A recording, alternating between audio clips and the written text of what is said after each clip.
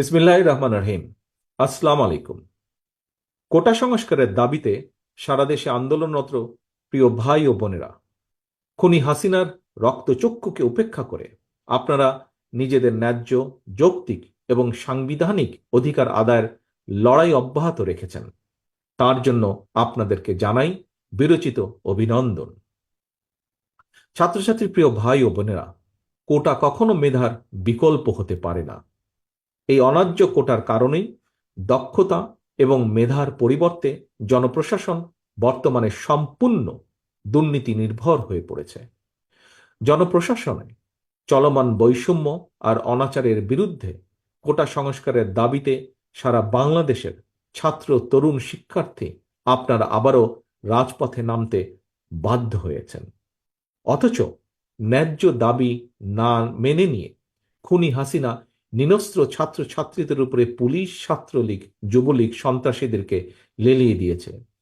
নিরস্ত্র শিক্ষার্থীদের উপরে আওয়ামী হানাদার বাহিনীর সশস্ত্র হামলায় সারা দেশে এখন পর্যন্ত কমপক্ষে 7 জন শিক্ষার্থী শহীদ হয়েছেন। কয়েকজনের অবস্থা অত্যন্ত আশঙ্কাজনক। সারা দেশে শত শত শিক্ষার্থীদেরকে নির্মম, নির্দয়ভাবে আহত করা হয়েছে। ছাত্রছাত্রী হত্যার এই বর্বরচিত হত্যাকাণ্ডের জন্য ক্ষমা না চেয়ে বরং উল্টো বিএনপির কেন্দ্রীয় অফিসে পুলিশি তল্লাশির নামে খুনি শেখ হাসিনা শিক্ষার্থীদের ন্যায্য এই দাবিকে রাজনৈতিক রং দিতে চায়। তবে হাসিনার ষড়যন্ত্রে আন্দোলনরত শিক্ষার্থী কিংবা দেশবাসী সজাগ এবং সচেতন। প্রিয় দেশবাসী, আওয়ামী লীগের হানাদার বাহিনীর হামলায় যারা হতাহত হয়েছেন তারা তো আপনার, আমাদেরই প্রিয় ভাই, বোন, সন্তান কিংবা স্বজন। তারা নিজেদের সাংবিধানিক অধিকার নিশ্চিত করার দাবি নিয়ে রাজপথে নেমেছিলেন। সাম্য, মানবিক মর্যাদা নিয়ে একটি স্বাধীন রাষ্ট্রে স্বাধীনভাবে সম্মানের সঙ্গে বাঁচতে চেয়েছিলেন। স্ব-অধিকার আর সম্মান নিয়ে বাঁচতে চাওয়াই কি ছিল তাদের অপরাধ? কেন আন্দোলনরত ছাত্রছাত্রীদের উপরে এমন বর্বরচিত হামলা চালানো হলো? আন্দোলনরত ছাত্রছাত্রীদের উপরে কেন গুলি চালানো হলো?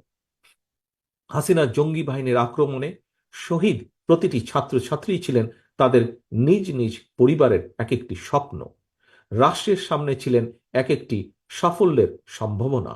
সুতরাং একজন ছাত্রছাত্রীকে হত্যা করে দিয়ে শুধু একজন ব্যক্তিকেই হত্যা করা হয়নি, বরং এক একটি পরিবারের স্বপ্ন আকাঙ্ক্ষাকে ভেঙে দেওয়া হয়েছে, এক একটি পরিবারকে পথে বসিয়ে দেওয়া হয়েছে। বিনা ভোটে অবৈধভাবে রাষ্ট্র ক্ষমতা কুক্ষিগত করে রাখতে রক্ত পিপাসু হাসিনা এভাবে আর কত মানুষের জীবন কেড়ে নেবে, আর কত পরিবারের স্বপ্ন কেড়ে নিলে খুনি হাসিনার রক্তের নেশা মিটবে।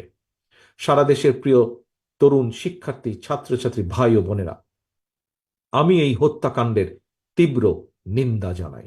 হতাহত পরিবার এবং স্বজনদের, শোকসন্তপ্ত পরিবারের প্রতি জানাই গভীর শোক এবং সমবেদনা। আল্লাহর দরবারে শহীদদের মাগফিরাত কামনায় বিএনপি সহ বাংলাদেশের প্রতিটি গণতান্ত্রিক রাজনৈতিক দলের পক্ষ থেকে বুধবার বা জোহর সারা দেশে গায়েবানা জানাজা অনুষ্ঠিত হচ্ছে। প্রিয় দেশবাসী, একজন শহীদের সন্তান হিসেবে, স্বাধীনতার ঘোষকের সন্তান হিসেবে, একজন বীর মুক্তিযোদ্ধার সন্তান হিসেবে আমি বিশ্বাস করি, আমার দল বিএনপি বিশ্বাস করে, চাকরি ক্ষেত্রে 56% কোটার বিদ্যমান ব্যবস্থা অবশ্যই আমাদের মুক্তিযুদ্ধের মূল মন্ত্র। সামাজিক সুবিচার, মানবিক মর্যাদা এবং সাম্য এটার বিরোধী। কোন সভ্য রাষ্ট্র ও সমাজের শাসন প্রশাসন দা চাপাতি, কুড়াল কিংবা হেলমেট বাহিনী দিয়ে চলতে পারে না। জ্ঞান ভিত্তিক রাষ্ট্র এবং সমাজ বিনির্মাণ করতে হলে, বর্তমান প্রতিযোগিতামূলক বিশ্বে টিকে থাকতে হলে মেধাভিত্তিক শাসন প্রশাসনে কোনোই বিকল্প নেই। এবং এ কারণে সরকারি চাকরিতে কোনোভাবেই 5% বেশি কোটা রাখার কোনোভাবেই যৌক্তিক নয়। শিক্ষার্থীদের উদ্দেশ্যে, সারা বাংলাদেশের শিক্ষার্থীদের উদ্দেশ্যে আমি বলতে চাই, জনগণের রায় বিএনপি আবারও সরকার গঠনের সুযোগ পেলে সংবিধানের 29 বিধির আলোকে অবশ্যই কোটা সংস্কারের যৌক্তিক এবং ন্যায্য দাবির বাস্তবায়ন করা হবে ইনশাল্লাহ। প্রিয় দেশবাসী, রাজপথের আন্দোলনকারী এই শিক্ষার্থীরা প্রত্যেকে কেউ আপনার, আমার, আমাদেরই ভাই বোন, সন্তান কিংবা স্বজন।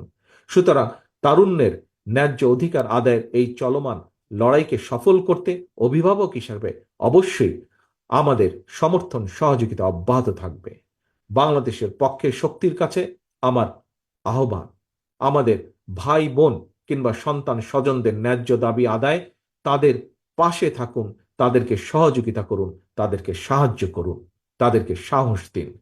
আওয়ামী হানাদার বাহিনী নৃশংসতার বিরুদ্ধে রাজপথে প্রতিরোধ গড়ে তুলতে সাহায্য করুন, তাদেরকে সহযোগিতা করুন, তাদেরকে স্লোগান তুলুন, ফয়সালা নয় আদালতে, ফয়সালা হবে রাজপথে। প্রিয় দেশবাসী, বিগত 17 বছরে বারবার প্রমাণিত হয়েছে খুনি হাসিনার হাতে কেউ নিরাপদ নয়। এমনকি এই দেশের বা আমাদের প্রিয় মাতৃভূমি বাংলাদেশের স্বাধীনতা সার্বভৌমত্ব নিরাপদ নয়। মিথ্যাবাদী প্রতারক হাসিনার কবল থেকে রাষ্ট্র ক্ষমতা উদ্ধার করে জনগণের কাছে জবাবদিহিমূলক সরকার প্রতিষ্ঠা করতে না পারলে ছাত্র বলুন, শিক্ষক বলুন, যে কোনো পেশাজীবী মানুষের কথাই বলুন না কেন, কারো কোনো দাবি আদায় হওয়া সম্ভব নয়। ন্যায্য দাবি কোনোভাবেই আদায় হওয়া সম্ভব নয়। সুতরাং দেশ এবং জনগণের স্বাধীনতা রক্ষায়, মানুষের রক্ষায় হোক এই মুহূর্তের স্লোগান দফা 1, দাবি 1, খুনি হাসিনার পদত্যাগ। আল্লাহ হাফেজ। বাংলাদেশ জিন্দাবাদ। বাংলাদেশ জাতীয়তাবাদী দল জিন্দাবাদ।